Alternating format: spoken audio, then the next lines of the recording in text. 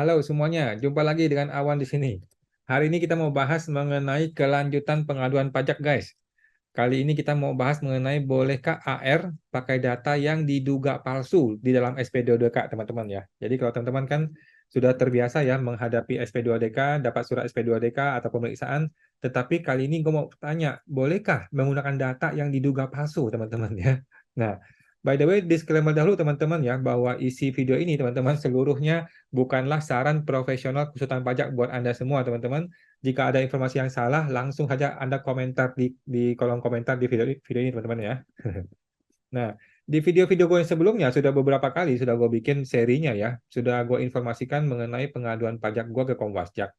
Ada beberapa video yang sudah gue buat tuh. Ini udah seri ke-7 ya kalau nggak salah. Jadi gue melaporkan seorang atau beberapa oknum lah di sebuah KPP ya, bukan di Jakarta, di sebuah daerah gitu.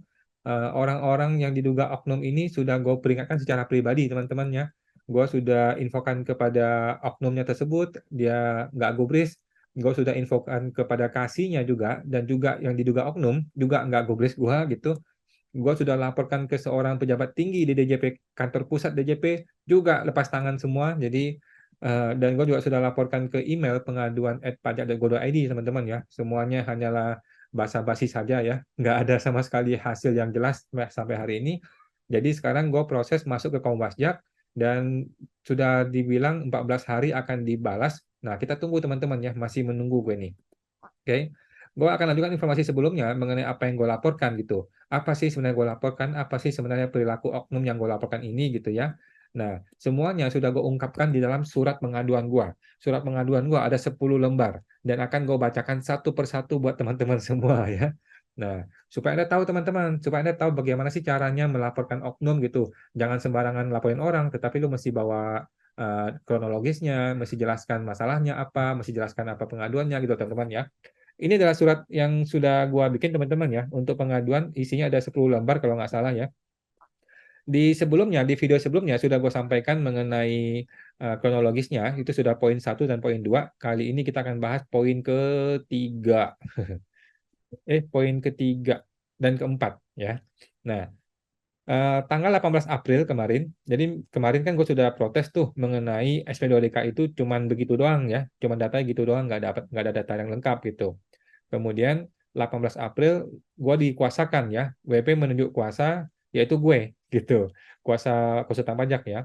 Kuasa ini gue kasihkan kepada si oknum AR tersebut ya, yang diduga oknum melalui chatting WA gitu, gue sampaikan. Tanggal 20 April, si oknum AR ini kasih gue rincian data, teman-teman. Rincian data SP2DK yang diduga disembunyikan dalam SP2DK. Oke, yang sudah gue bahas di video sebelumnya. Jadi, dia kasih SP2DK cuma 2 lembar, cuma satu lampiran doang, padahal ada lampiran lain-lain yang dia sembunyikan, yang diduga sengaja disembunyikan untuk upaya pemerasan terselubung. Oke, nah kali ini dia kasih gue datanya via WhatsApp. Nah, via WhatsApp dijelaskan tuh PPh final bahwa peredaran usahanya yang dilapor 2,4 M, tapi menurut dia 5,5 M, teman-teman, luar biasa. Jadi ada kesengajaan untuk memaksakan PKP. Sudah jelas ya teman-teman ya. Jadi mungkin Anda yang sudah terbiasa sudah tahu lah ya. Ada upaya kesengajaan untuk memaksakan PKP supaya untuk menciptakan angka psikologis pajak yang sangat besar sehingga disitulah akan terjadi upaya-upaya negosiasi di mana kita sebutnya dugaan pemerasan terselubung gitu ya. Kemudian penjualan tanah dan bangunan, penjualan ruko nih. Penjualan rukonya itu adalah 2,4 M gitu. Jadi ada penjualan tanah dan bangunan itu 2,4 M, menurut si AR ini, si oknum ini 160 juta per satu unitnya gitu ya. Yang ini yang akan gue bahas nanti ya. Ini yang diduga sebagai data palsu teman-teman ya. Diduga teman-teman ya, diduga data palsu. Nah, kemudian totalnya sekian, PPh finalnya sekian, PPh-nya sekian. Nah, PPh finalnya sekian, 76 juta yang kurang disetor. Oke.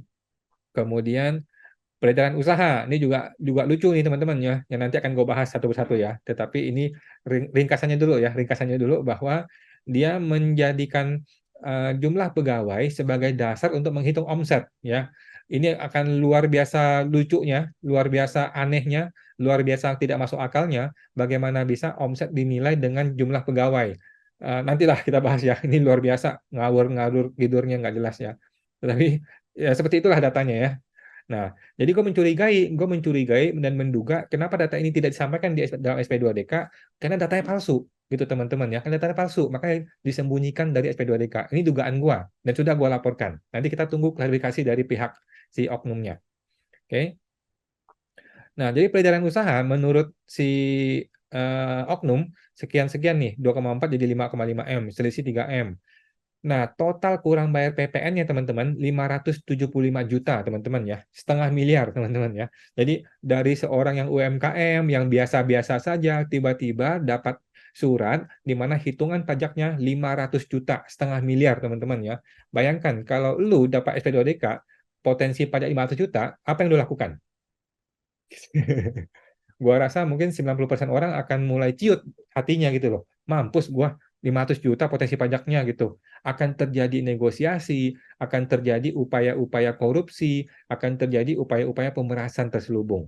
Itu yang dugaan gua, teman-teman ya. Karena dari depan sudah dikasih angka yang luar biasa tinggi supaya orang tuh syok dulu gitu loh. Padahal data ini tidak berdasarkan data yang jelas, tidak berdasarkan aturan yang jelas, menggunakan data yang palsu, yang diduga palsu gitu teman-teman ya.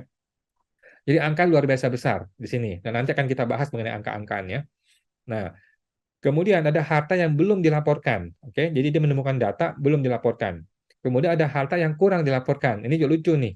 Harta ini, contoh yang nomor satu nih ya, hartanya 10 juta. Dia menilai harta ini 1,1 miliar. Jadi selisihnya 1,1 miliar. Ini di luar PPN PPH tadi loh teman-teman ya. Ini di luar PPH, di luar PPN. Ini adalah penghasilan yang kurang dilaporkan. Ini juga lucu teman-teman ya. Ini AR oknum ini bukan cuma setahun 2 tahun di KPP loh, sudah belasan tahun kata dia ya. Kata dia sudah belasan tahun di dalam KPP. Artinya dia paham dong yang namanya harta itu dinilai dengan harga perolehan ya, bukan harga appraisal. Tapi dia menggunakan harga appraisal bank. Ini lucunya udah nggak di luar logika gitu teman-teman ya. Karena dia pikir WP ini bodoh semua kali ya gitu ya. Karena mungkin orang seperti ini tuh mikirnya wajib pajak tuh bodoh-bodoh semua gitu loh. Jadi ya udah dikasih data seperti ini gitu. Kalau ketemu wajib pajak yang bego, ya matilah kita, matilah orang. Kaget dong, masa 1 M nilainya gitu. Berarti kan potensi pajaknya 30% gitu loh. 30% potensi, potensi pajaknya kan luar biasa ngeri kan. Nah, padahal seharusnya harga dari sebuah properti adalah pakai harga perolehan, bukan harga hari ini, bukan harga appraisal bank, bukan harga appraisal yang lain-lain, tapi harga perolehan. Nah, si oknum ini sengaja tidak memberitahukan hal ini kepada wajib pajak, tetapi langsung keluarkan angka yang besar seperti ini. Itu dugaan gua gitu ya. Sehingga akan ada potensi pemerasan terselubung gitu loh. Seharusnya kan seorang AR yang betul ya ya udah pakai angka perolehan gitu. Tanya aja angka perolehannya benar apa enggak. Kalau benar ya sudah.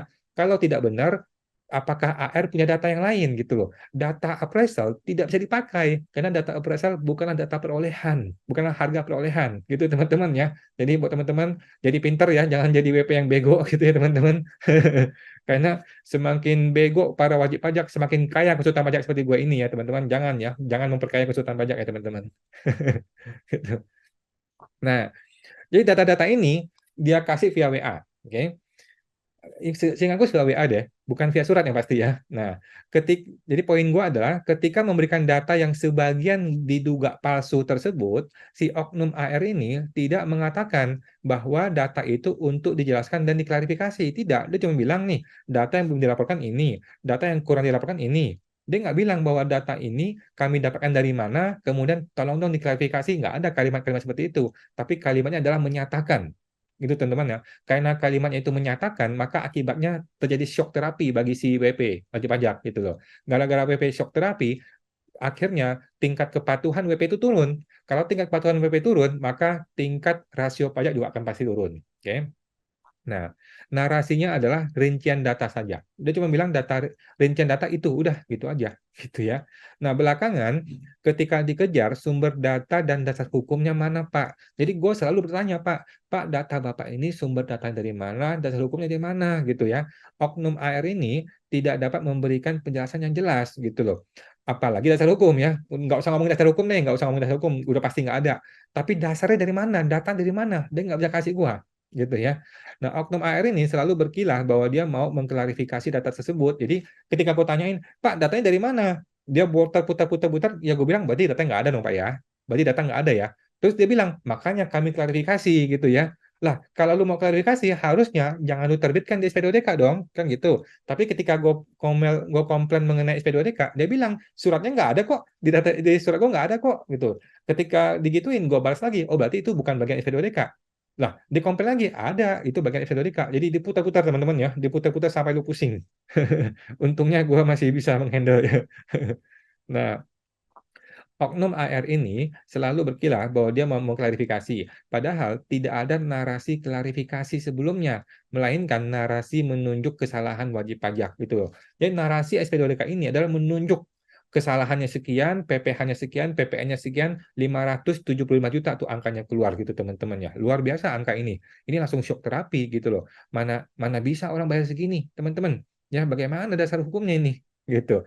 Nah, gara-gara angka yang besar inilah akan menjadi potensi sehingga orang akan terjadilah yang namanya cari-cari relasi lah, cari orang dalam lah, berusaha untuk mengurangi pajaknya, gitu teman-teman ya. Ini yang terjadi gitu ya. Nah, untungnya dia ketemu konsultan pajak, ketemu gua maksudnya. Nah, oke.